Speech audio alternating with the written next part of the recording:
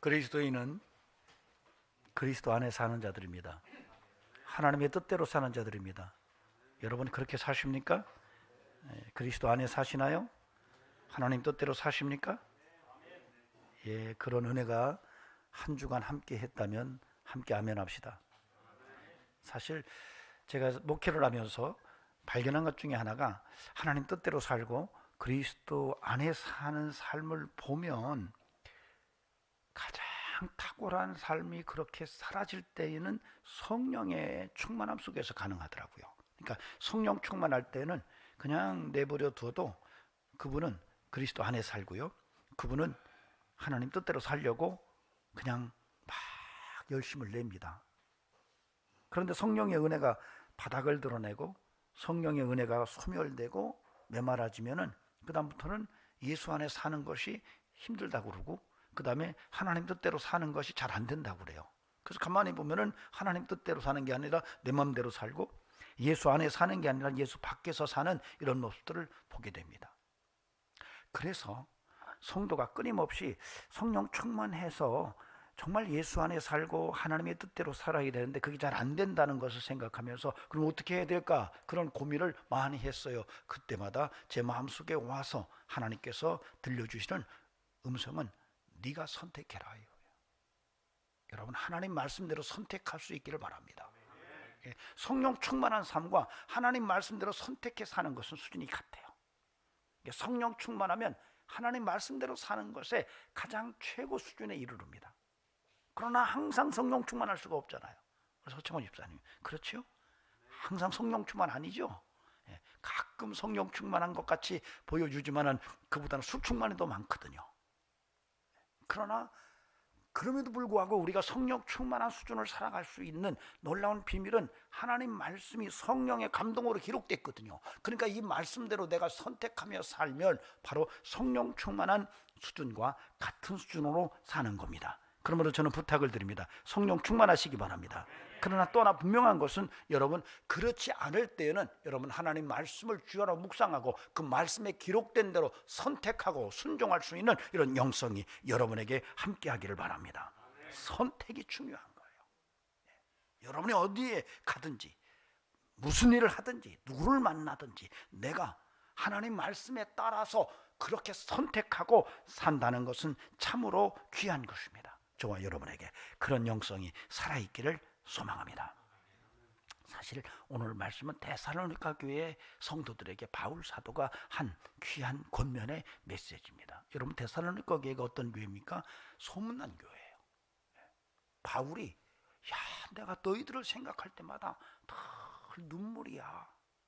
그런데 너희들의 이야기를 들을 때마다 내가 감동을 받고 너희들을 위해서 끊임없이 내가 기도하고 싶은 마음이 생겨. 그런데 그 이유를 설명을 합니다. 바로 믿음의 역사와 사랑의 수고와 소망의 인내 때문이다 이렇게 얘기를 해요. 그러니까 데살로니가 교회는 정말 믿음의 역사가 있었고 사랑의 수고가 있었고 그 다음에 소망의 인내가 있었어요. 예수님 다시 오신다라고 하는 소망을 붙들고 인내로 믿음의 삶을 살아갔어요. 근데 그것이 바울에게만 감동이 된 게 아니라 그 소문이 마게도니아뿐만 아니라 아가야 지역까지 퍼져서 그 지역에서는 이 데살로니가 교회는 정말 소문이 아주 멋있게 난 그런 교회였던 것으로 성경에 기록되어져 있습니다. 그런데 그 데살로니가 교회에 바울 사도가 또 얘기를 하는 거예요. 너희가 믿음의 역사가 있고 사랑의 수고가 있고 소망의 인내가 있으나 그럼에도 불구하고 내가 너희들에게 항상 있어야 될 것을 말하고 싶다. 바로 항상 기뻐하라, 쉬지 말고 기도하라, 범사에 감사하라.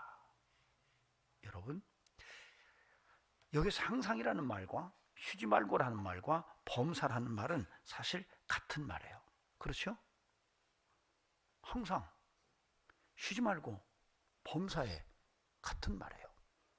다른 표현이지만 같은 용어를 계속 반복을 합니다. 여러분 성경에서 같은 용어를 3번 반복하면 강력한 강조를 의미합니다. 그래서 하나님의 거룩하심을 설명할 때 거룩하다, 거룩하다 거룩하다 3번을 반복을 해요. 천사들이 하나님의 거룩성을 그렇게 드러냅니다. 성경에서는 가장 강력한 최고의 모습을 이야기합니다. 그러니까 사실 오늘 본문의 구조적으로 드러나는 것은 정말 항상 쉬지 말고 범사에, 이것은 동일한 의미의 다른 표현이 3번 반복되면서 정말 중요한 것을 이야기하고 있다는 것이죠. 여러분, 그래서 오늘 말씀을 정말 중요하게 들을 수 있기를 바랍니다. 하나님의 음성을 들을 수 있어야 돼. 내 마음을 열고 하나님의 음성을 들으면 그 말씀이 우리를 회복시키고 그 말씀이 우리를 살리고 우리의 삶을 풍성하게 만들고, 그 말씀이 하나님이에요.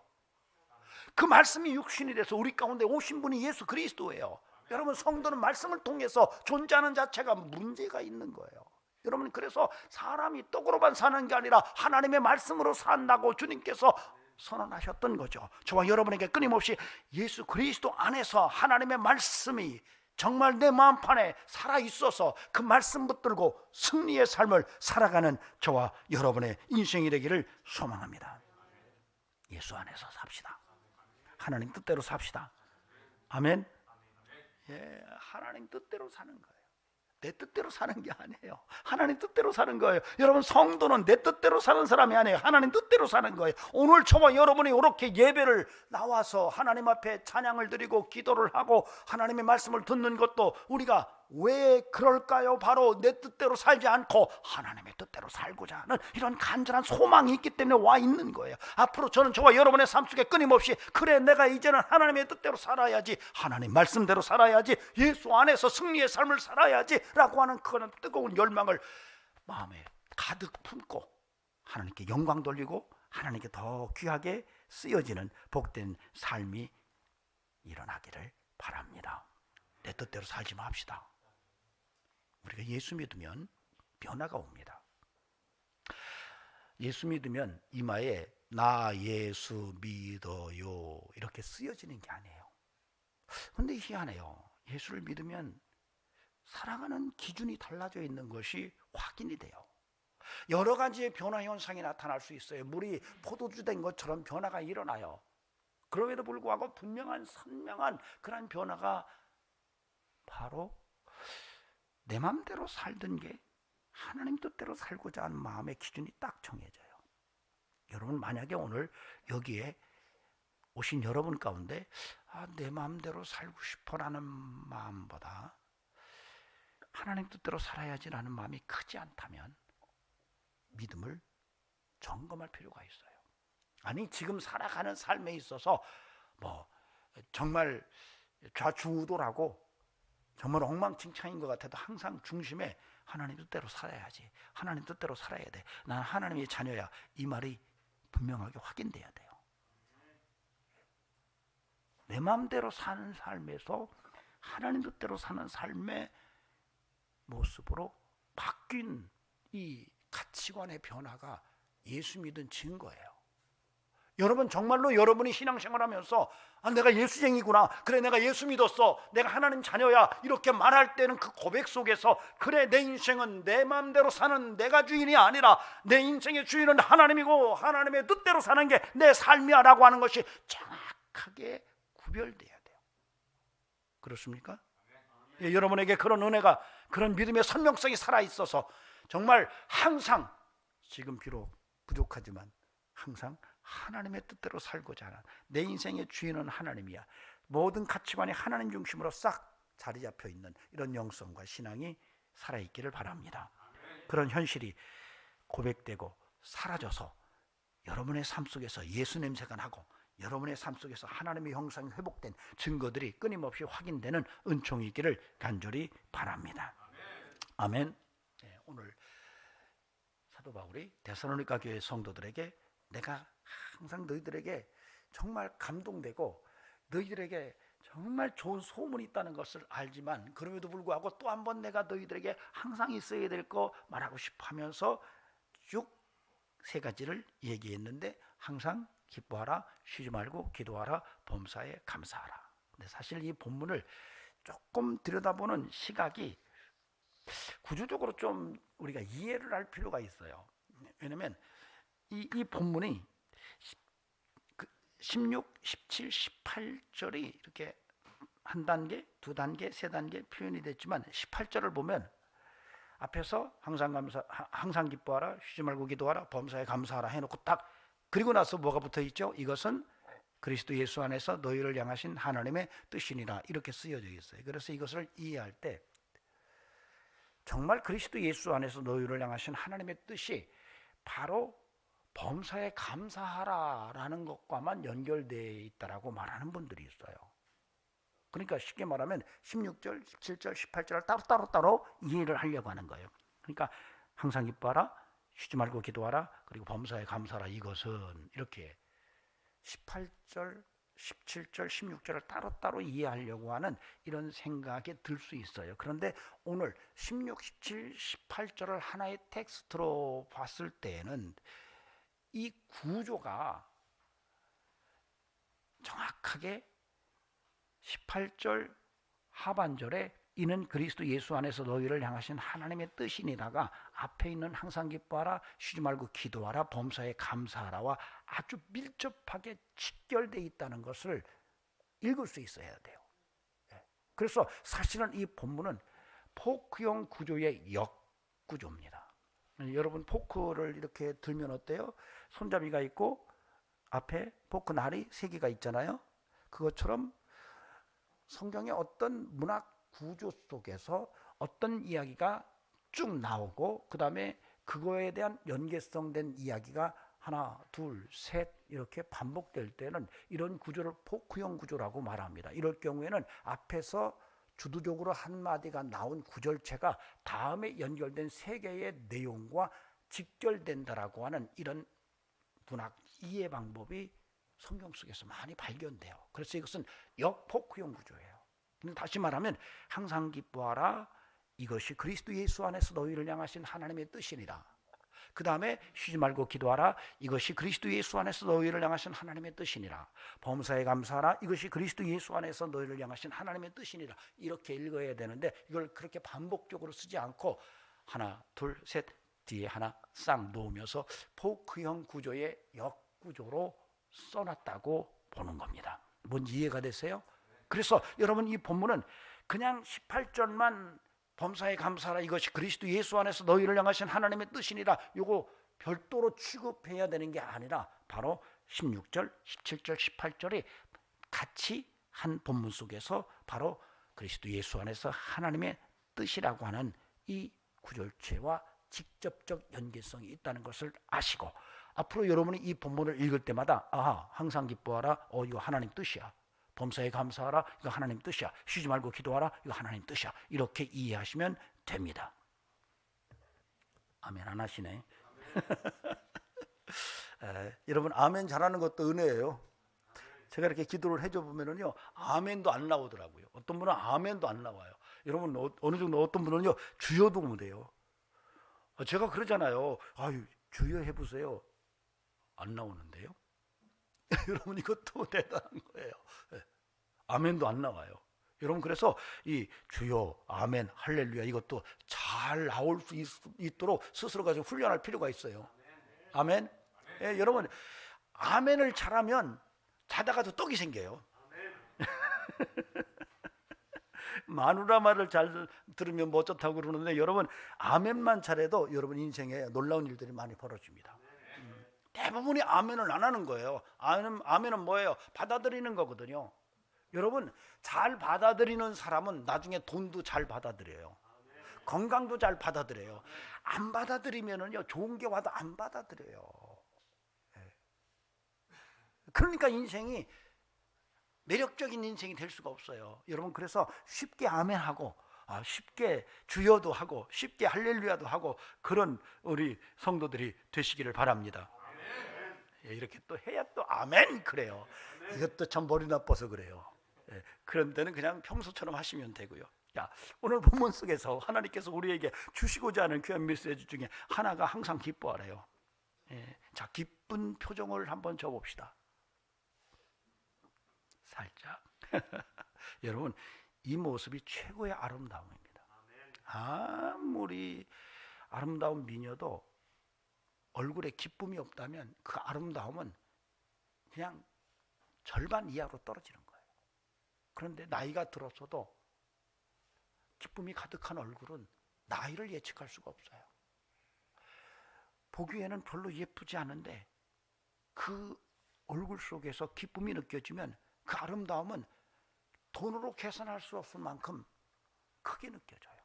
그래서 인생에 여러분, 기쁨 있는 얼굴, 기쁨 있는 삶으로 산다는 것은 믿음을 떠나서도 귀한 거예요.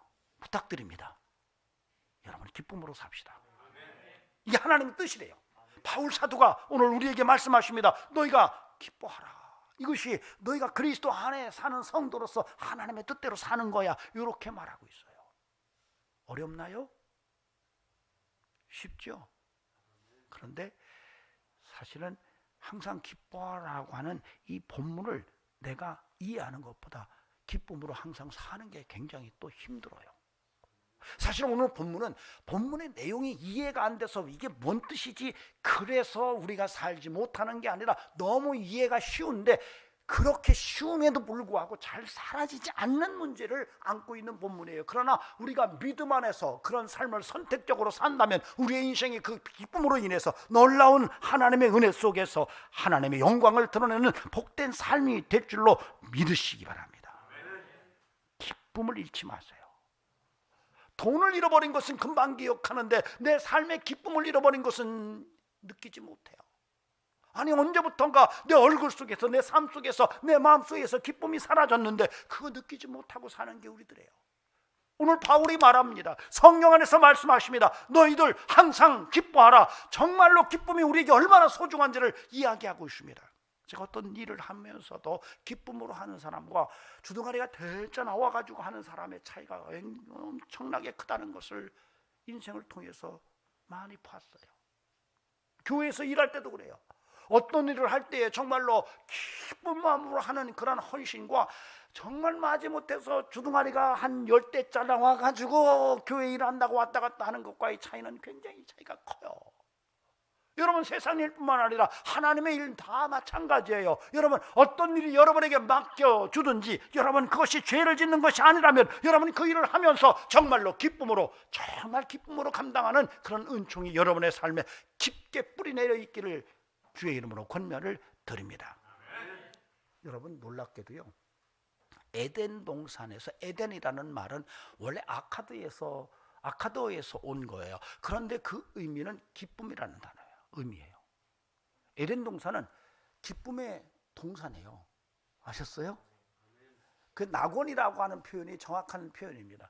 우리 낙원 하면은 무슨 장례식장 같은데 그게 아니고 낙원은 에덴 동산을 말하는 거예요. 기쁨의 동산이에요. 하나님은 에덴 동산을, 즉 다시 말해서 기쁨의 동산을 창설하시고 거기에 아담과 하와를 두셨어요. 왜요? 여러분, 농장을 구입해서 농장 이름을 지어요. 농장 이름을 질 때에 뭐라고 짓겠어요? 여러분 마음속에 가장 소원하는 것을 농장 이름에 딱 지을 거 아니겠어요? 하나님께서 그렇게 에덴 동산을 짓고 이름을 에덴이라고 불렀어요. 너희들 여기서 기쁨으로 살아라, 이게요. 그런데 그 아담과 하와가 그 에덴에서 쫓겨나요. 왜요? 하나님에게 불순종하고 하나님과의 관계가 깨지고 하나님이 하지 말라는 것을 해요.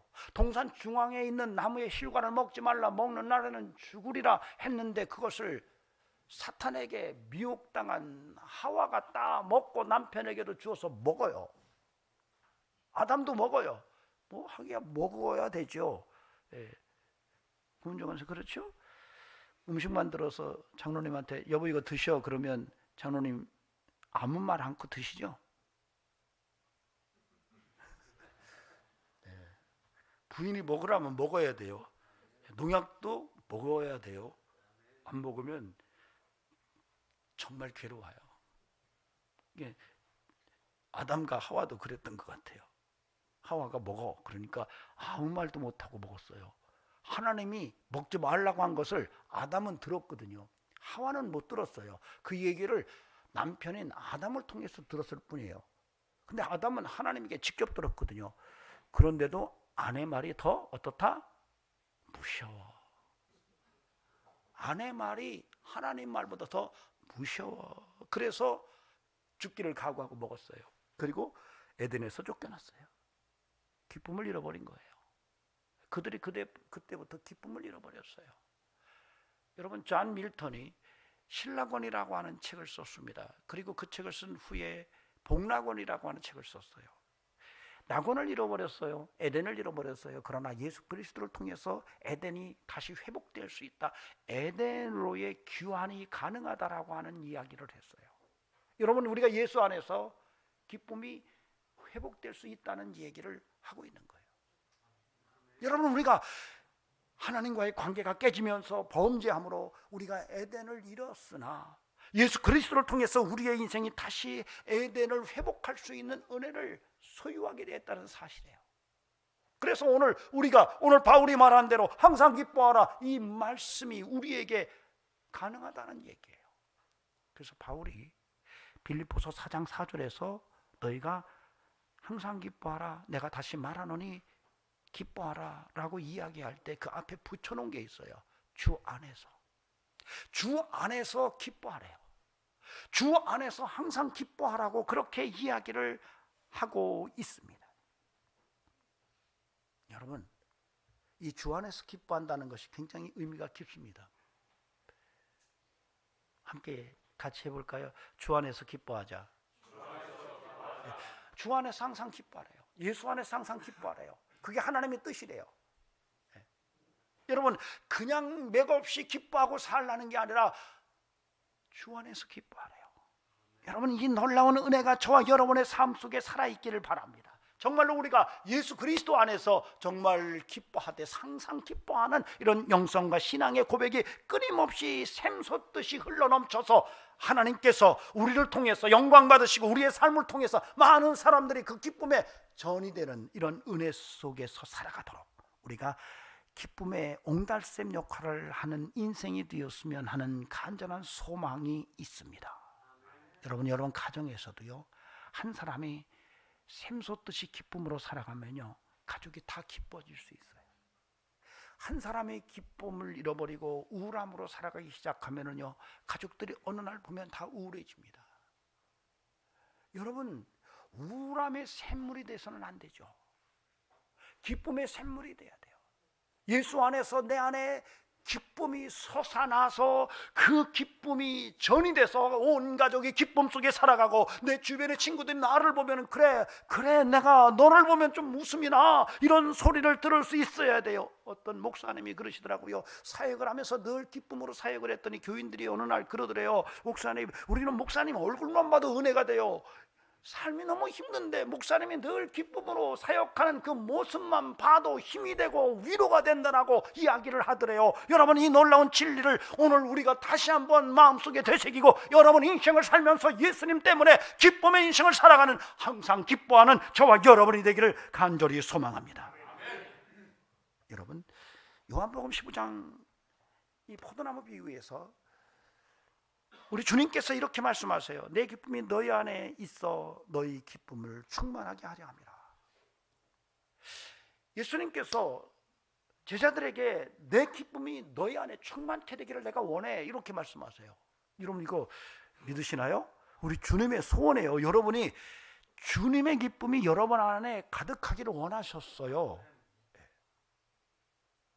주님의 기쁨이 성도들에게 가득하기를 소망하셨다는 거예요. 그런데 이 본문이 놀랍게도 주님께서 주시는 기쁨은 세상에 주는 기쁨과는 다른 기쁨이라는 것을 이해하도록 기록해놨어요. 주님이 주시는 기쁨이 우리 안에 오는데 이 주님이 주시는 기쁨은 세상이 주는 기쁨과는 차원이 다른 기쁨이다, 이런 얘기예요. 여러분, 우리가 그러므로 주님이 주시는 기쁨은 여러분 하늘 기쁨이에요. 세상 기쁨이 아니에요. 하늘 기쁨이에요. 주님이 주시는 기쁨, 너희 안에 이 기쁨이 충만하기를 내가 원한다라고 말씀하셨을 때에 이 기쁨은 세상에서 얻어지는 기쁨이라기 아니라 여러분 하늘 기쁨이 하늘에서부터 내리는 기쁨이에요. 여러분, 이게 성도는 그래서 하늘 기쁨이 있어야 돼요. 여러분 그런가요? 하늘 기쁨이 있습니까? 땅에 무엇을 먹을까, 무엇을 입을까, 무엇을 마실까 하는 이런 일로 인해서 기뻐하는 삶이 아니라 하늘의 기쁨, 영적인 하늘의 기쁨을 느낄 수 있는 이런 은혜가 오늘 우리에게 필요하다는 거예요. 그러므로 저와 여러분이 끊임없이 인생의 기쁨의 삶을 마음속에 간절히 소원할 때에, 그래 내가 지금 땅의 기쁨을 찾고 있는가 아니면 하늘의 기쁨을 찾고 있는가를 늘 마음속에 되새겨보면서 내가 하나님의 자녀로서 예수 안에서 하나님의 뜻대로 살기 위해 항상 기뻐하는 삶을 살려고 할 때 하늘 기쁨을 사모하고 그 은혜로 삶의 기쁨이 충만하도록 우리의 인생을 기경하고 새롭게 해야 할 줄로 믿습니다. 저는 저와 여러분에게 그런 은혜가 함께 하기를 바랍니다. 그럼 목사님, 우리가 그럼 하늘 기쁨은 먹고 삽니까? 이렇게 따질 수가 있어요. 땅의 기쁨은 우리는 그러면 뭐 무관하게 살아야 됩니까? 그건 아니에요. 여러분, 우리가 하늘 기쁨으로 살면, 여러분 우리가 하늘 기쁨으로 충만해지면 하나님이 땅의 기쁨은 덤으로 주십니다. 우리 하나님의 덤은 엄청나요. 이걸 믿으시기 바랍니다. 여러분이 하늘 기쁨을 살고 하늘 기쁨을 붙들고 기쁨으로 인생을 살면 땅의 기쁨은 하나님이 덤으로 주시는 거예요. 너희가 먼저 그의 나라와 그의 의를 구하라, 그리하면 이 모든 것을 너에게 더하시리라 라고 하는 이 모든 것들은 무엇을 먹을까, 무엇을 입을까, 무엇을 마실까 하는 문제였어요. 그래서 우리가 이 땅을 살면서 땅의 것으로 기쁨을 자꾸 얻으려고 거기에 목적되는 인생이 아니라 하늘 기쁨을 사모하면서 그렇게 살아갈 때에 하나님께서 그 인생을 땅의 기쁨을 덤으로 주시는 역사를 경험하게 될 줄로 믿으시면 아멘 하시기 바랍니다. 예, 저와 여러분의 삶 속에 끊임없이 이런 영성이 살아있기를 바랍니다. 여러분 인생은요 결이 있어요. 여러분 우리가 장작을 팹니다. 장작을 팰 때 도끼로 나무를 장작을 팰 때에 우리가 생각할 때 무작정 도끼질을 하면 나무가 펴지는 게 아니에요. 여러분 이 장작을 잘 패는 분들을 보면은요 그 장작을 딱 놓고 결을 따라서 딱딱 도끼질을 해요. 잘 뽀게 돼요. 무작정 힘이 제일이지 하고 들이미는 게 아니에요. 그럼 제가 우연히 이 돌을 쪼개는 이 석수장이들이 일하는 곳에서 들은 얘기인데, 돌도 결이 있대요. 석수장이들이 돌을 쪼갤 때에 그냥 우리가 아무렇게나 쪼개는 게 아니라 돌의 결을 보고 딱 정을 치면 정확하게 쪼개진대요. 여러분 인생 다 그래요. 하나님 앞에 믿음으로 살면서 성도가 인생을 어떻게 사는 것이 복이냐, 여러분 이 비결은 여러분 인생에 사는 이런 나무꾼이 장작을 패는 것, 석수장이가 돌을 쪼개는 결을 따라 일하는 것과 크게 차이가 나지 않아요. 그러므로 여러분 우리가 믿음의 삶에 하나님의 창조의 원칙에 따라 결을 따라 인생을 살면 인생에 정말 귀한 은총을 하늘과 땅의 것으로 풍성하게 누릴 것을 믿으시기 바랍니다. 그래서 분명히 말합니다. 영혼이 잘된 저는 범사가 잘되고 강건케 된다라고 하는 이 언약이 하나님의 창조 섭리에 대한 인생의 승리적 삶의 노하우라는 거예요. 여러분 인생의 결을 제대로 보고 사시는 저와 여러분이 되기를 간절히 바랍니다. 여러분 그래서 우리는 주 안에서 기쁨으로 살아야 돼요. 이게 인생의 승리의 비결입니다. 근데요 이 기쁨이 어디까지 가야 되냐면 주 안에서, 이 주 안에서라는 말은 하늘의 기쁨이라고 그랬어요. 아주 재미난 것은 사도행전 5장 40절 41절에서 예수님의 제자들의 기쁨을 묘사해 놨어요. 근데 그게 뭐냐면은 당시에 예수님의 제자들이 많이 예수님에 대한 증거로 인해서 핍박을 받아요. 채찍에 맞고 다시는 예수의 이름으로 말하지도 말고 예수의 이름을 가르치지도 마라 하면서 유대인들에게 엄히 명령을 받았는데 이들이 그 말을 듣고 나오면서 우리가 예수님 때문에 고난받는 것도 기쁘다 그러고 나왔어요. 여러분 우리의 기쁨은 여기까지 갈 수 있기를 바랍니다. 여러분 우리의 기쁨은 세상에 어떤 것이 잘 되고 그런 것에 머무는 게 아니라 복음을 위해서 고난받고 복음을 위해서 십자가 지는 것까지도 우리에게 기쁨이 될 수 있는 영성, 이게 우리의 신앙의 진면목이기를 바랍니다. 아멘. 예, 여러분 예수 믿으면서 때로는 어려운 일이 있을 수 있어요. 심지어는 어떤 경우는 내 목숨을 담보할 수밖에 없는 이런 상황도 있을 수 있어요. 그럼에도 불구하고 여러분, 하나님의 은혜는 그럼에도 불구하고 거기서 기쁨이 가능하다는 것을 오늘 우리가 깨닫고 이런 기쁨의 인생을 만들어가는 은총이 있기를 주의 이름으로 축원합니다. 자, 다음으로 말하는 것은 쉬지 말고 기도하래요. 여러분, 이 말은 좀 24시간 쉬지 말고 기도하라는 말일까요? 예, 여러분, 기도의 연속성, 기도의 연속성, 기도하는 삶을 멈추지 말라는 거죠. 늘 하라는 얘기예요. 여러분, 늘 뭘 먹지요? 밥을 드시죠? 늘 호흡을 하죠? 그렇죠? 예, 여러분, 늘 하시는 게 뭡니까? 할렐루야. 이은희 입사님, 늘 하시는 게 뭐 있으세요? 늘 하는 게 있죠. 일할 때도 하고, 어떤 분은 늘 커피를 한 잔씩 마시기도 하고, 어떤 분은 늘 구름 과자를 이렇게 즐기시기도 하고. 여러분, 그런데 성경은 말합니다. 늘 기도해래요. 우리 어떤 성도님이 그 교회 왔다가 밖에 나오셔서 구름 과자를 드시는 걸 제가 봤어요. 뭐 그러시느니 했지만 본인은 저한테 그래요. 그거 없으면 자기는 못 산대 요즘에. 그래서 제가 그랬어요. 그 말이 이제 바뀌어야 돼요. 예수 없으면 못 산다는 말로 바뀌어야 돼요. 이렇게 얘기를 했어요. 그날이 오겠죠? 어떤 분은 술 없으면 못 살고, 어떤 분은 담배 없으면 못 살고, 뭐 어떤 분은 뭐 이것도 없으면 못 살고 이렇게 얘기하는데, 여러분, 예수 없으면 못 사는 인생이 될 수 있기를 바랍니다. 대부분의 그런 것들은 늘 하는 거예요. 그런데 오늘 늘 기도하래요. 여러분, 주기적으로 기도에 대한 마음에 이 감동이 있기를 바랍니다. 기도하고 싶은 마음이 생겨야 돼요. 손 들어 봅시다. 나는 주기적으로 기도하고 싶어요? 네, 나는 1년 열다 기도하고 싶은 마음이 한 번도 안 생겨요. 여러분, 이거 굉장히 위험한 겁니다. 적어도 그리스도인들은 굉장히 주기적으로 기도하고 싶어야 돼요. 하루에도 몇 번이고 기도하고 싶어서 때로는 화장실에 가서 기도하고, 때로는 골목 모퉁이에 들어가서 기도하고, 들판에 나가서 두 손 들고 기도하고, 그냥 주기적으로 그렇게 기도할 수 있는 영성이 필요해요. 어떤 조건이 필요하지 않아요. 왜냐하면 기도는 주문이 아니에요. 세상 사람들은 기도가 주문처럼 생각이 들어요. 그 주문을 많이 외우면 그 자기가 섬기는 그 신이 자기가 주문을 많이 외운 것에 대해서 반드시 어떤 보응이 있을 것이라고 생각을 해요. 제가 군대 생활할 때 한 군무관과 같은 공간에서 일을 했습니다. 근데 그분은 대단해요.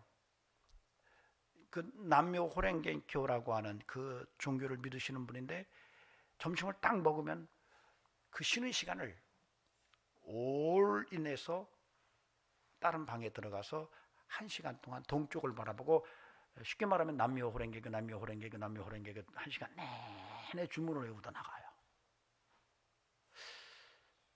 근데 들어갔다 나와가지고 뭐라고 하냐면, 시원하다 그래요. 아니, 제가 명색이 전도사인데 저는 1시간 그렇게 기도 안 하는데 그 양반 들어가서 기도하고 그렇게 주문해 오고 나와요. 근데 사실 삶하고는 아무 관계 없어요. 그렇게 주문을 외우는데 삶과는 전혀 관계 없어요. 못된 짓 다 골라서 하고, 어두운 짓은 다 골라서 하고 있는데, 그 시간만 되면 들어가가지고 남미호랭개교를 1시간 외우고 나와요. 여러분, 기독교인의 기도는 이런 게 아닙니다. 기독교인의 기도는 주문이 아니에요. 하나님과의 교제입니다. 예, 하나님과의 교제예요. 하나님과의 친밀한 관계가 기도예요. 그러니까 이 사람이 하나님과 친밀한 관계를 맺고 있느냐라고 하는 것을 본다면, 그가 기도하느냐를 확인해 보면 알아요. 기도를 잘한다, 기도를 많이 한다라고 하는 얘기는 그가 하나님과 굉장히 지금 친근하다라고 보시면 돼요. 여러분, 기도는 더 엄밀하게 말해서는 내가 육체적인 욕구를 채우기 위해서 내가 하나님 앞에 막 땡깡 부리는 거라고 생각한다면 수준이 낮은 거예요. 여러분, 진정한 기도는 하나님과 아주 가까운 관계를 맺는 거예요. 그냥 아버지와 아들이 얘기하는 거예요. 아내와 남편이 얘기하는 거예요. 요즘에 부부간에 얘기 안 하지만, 부모와 자식 간에도 얘기 안 하지만, 그래서 기도도 안 하는가 봐요. 여러분, 오늘 말합니다. 바울이 너희가 하나님의 뜻이 뭔지 아느냐? 쉬지 말고 기도하라. 기도의 맥을 끊지 말고 기도하며 살아라. 이렇게 이야기를 하고 있습니다. 저는 그러므로 저와 여러분의 삶 속에 끊임없이 때를 따라 기도하고 싶은 마음이 마음속에서 불끈불끈 솟아나서 여러분의 기도가 살아있는 생명력으로 하나님의 은혜의 통로로 쓰여지는 은총이 있기를 주의 이름으로 간절히 축원합니다. 하나님이 살아계세요. 기도는 그냥 주문이나 내 필요를 채우기 위한 그런 노력이 아니에요. 기도는 하나님과의 친밀한 관계예요. 이 사실을 분명히 알아야 돼요. 그럼에도 불구하고 기도는 강청이에요.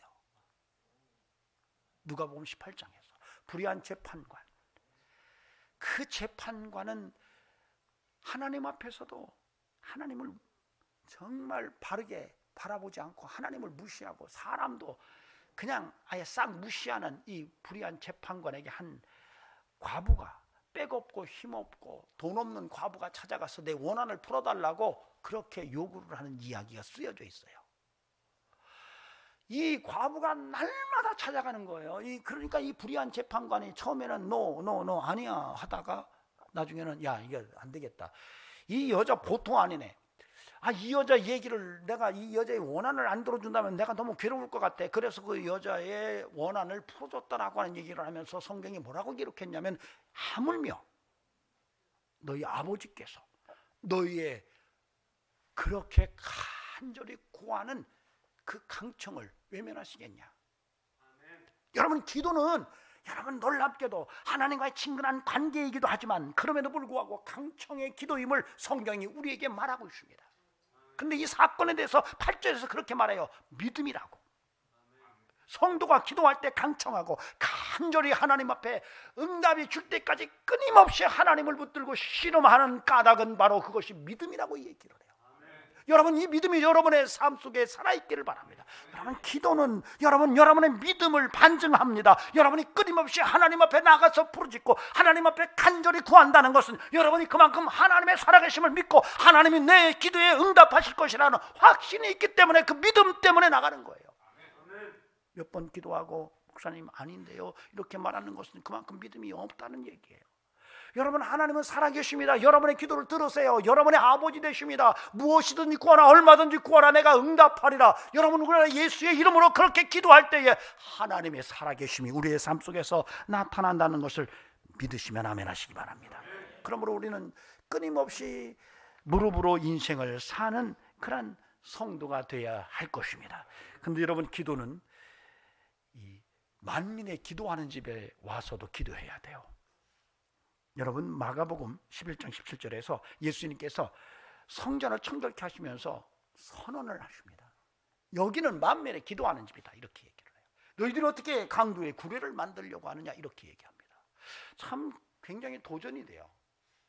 여러분, 거리에 다니면서 기도할 수 있어요. 사무실에서도 기도할 수 있어요. 여러분, 골방에 들어가 기도하실 수 있어요. 그럼에도 불구하고 성경은 만민의 기도하는 집이 있음을 분명히 밝힙니다. 오늘날로 말한다면 교회예요. 여러분, 교회에 와서 좀 기도 좀 하세요. 오늘날 한국 교회가 기도를 잃어버렸어요.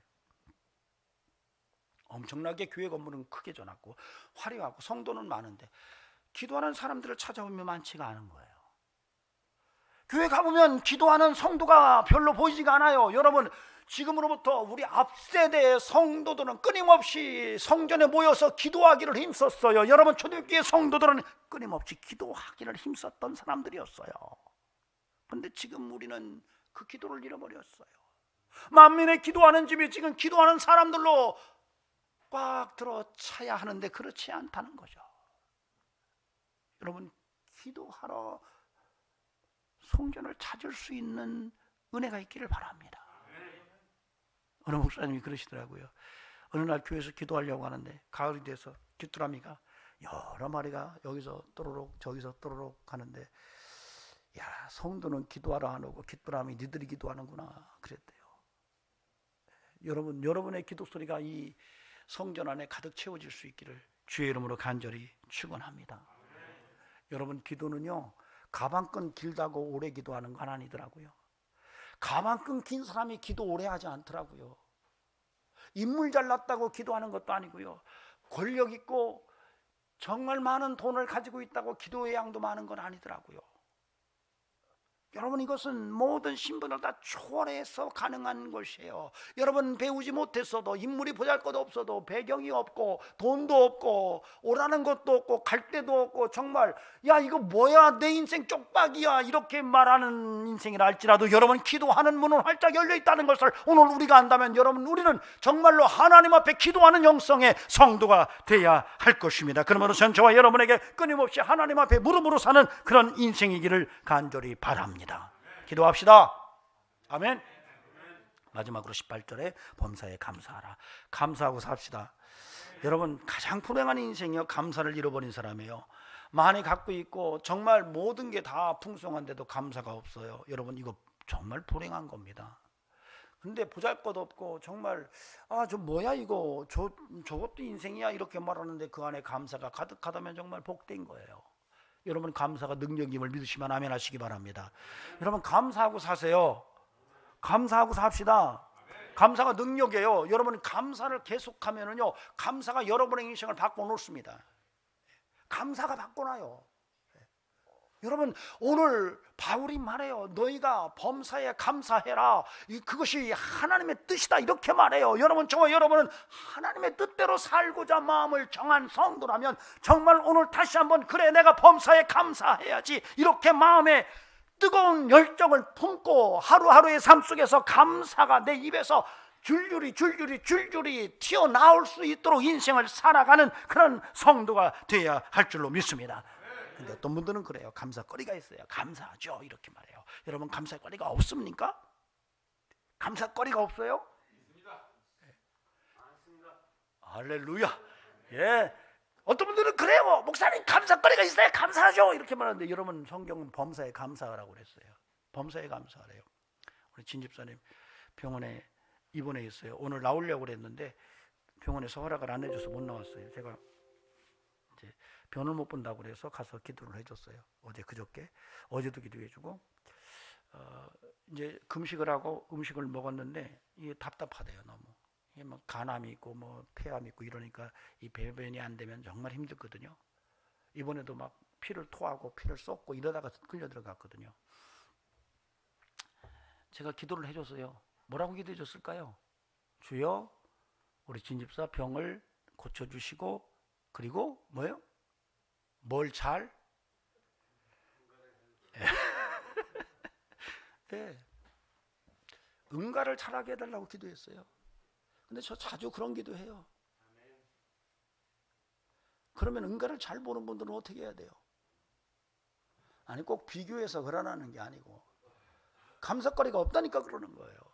감사해야 돼요. 여기 우리 최강우 성도님은 지금 백신 맞고 나서 치아가 다 들떠가지고 어제 총사로 오셔가지고 고구마도 겨우 씹으시더라고요. 고구마 씹을 수 있으면 뭐 해야 돼요? 감사해야 돼요. 아니, 이거 꼭 이렇게 비교해서 말씀드리려고 하는 게 아니에요. 그만큼 감사거리를 찾으려고 맘먹으면 수도 없는 게 감사거리라는 거죠. 부탁드립니다. 여러분, 감사하시기 바랍니다. 분명한 것은 마귀는 여러분이 기뻐하지 않도록 만들려고 할 거예요. 마귀는 여러분의 감사를 잃어버리도록 만들 겁니다. 마귀는 여러분이 기도하는 걸 제일 싫어할 거예요. 그러나 하나님은 여러분이 항상 기뻐하기를 원하시고 범사에 감사하기를 원하시고 쉬지 않고 기도하기를 원하세요. 여러분, 마귀의 유혹에 넘어가지 않고 하나님의 뜻에 합당하게 성도로서 기뻐하시고 감사하시고 기도로 사는 저와 여러분이 되기를 주의 이름으로 축원합니다. 기도하시겠습니다. 존귀하신 하나님, 우리의 인생이 하나님 앞에 붙들림 받게 하시고 감사를 잃어버리지 않도록 도와주시며 기쁨을 상실하지 않도록 인도하시고 늘 기도하는 삶을 살게 하옵소서. 바로 하나님의 뜻대로 사는 인생임을 믿습니다.